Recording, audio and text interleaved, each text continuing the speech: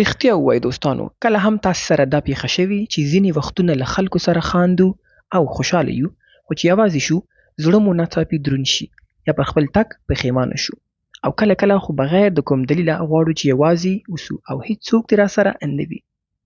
د سایکالوژي له نظره دا عادت څنګه دی؟ فایدې یې څه دي او نقصانات؟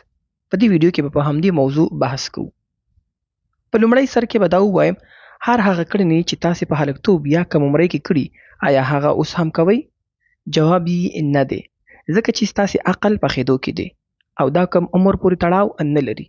له دې وروسته دا بیا هغه وخت دی چې موږ خپل ارد ګرد دایره جوړو چې نه ترې څوک راتیر شي او نه زه ورڅخه ورواوړم. بیا له دې وروسته موږ یوازیوالي ته ترجیح ورکوو. دا په دې معنا نه ده چې موږ د خلکو څخه نفرت کوو، بلکې موږ خپل ذهني سکون او قیمتي ارزښتونه سالم ساتل غواړو. خو ډیری خلک دا فکر کوي چې دا شخص مغرور دی یا د کومې شتمنۍ په لرلو ځان لوړ حسابوي. خو په دې ډیر کم خلک پوهیږي چې یوازیوالی یا ځان ته ناسته انسان ته ذهني سکون او آرامه فضا وربخي.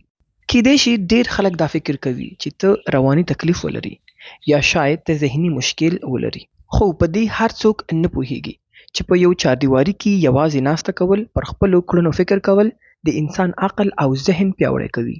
بل د یوازیوالي غوره کول لامل دا هم دی چې په یو ځای کې یا یو محفل کې ستا سپکاوی کیږي.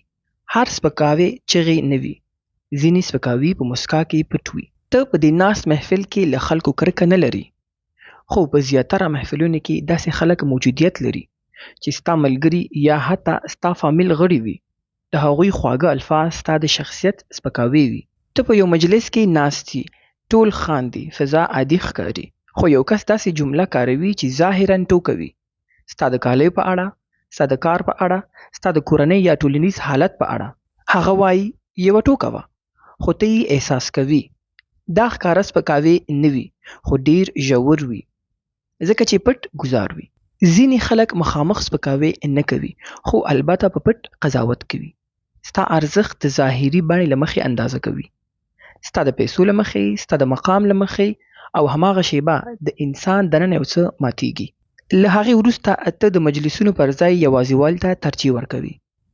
بیا ته لږ خاندي، لږې خبرې کوي، ځان ته ډیر متوجه کیږي، نه غواړي چې بې ځایه انرژي مصرف کړي یا ضایع کړي.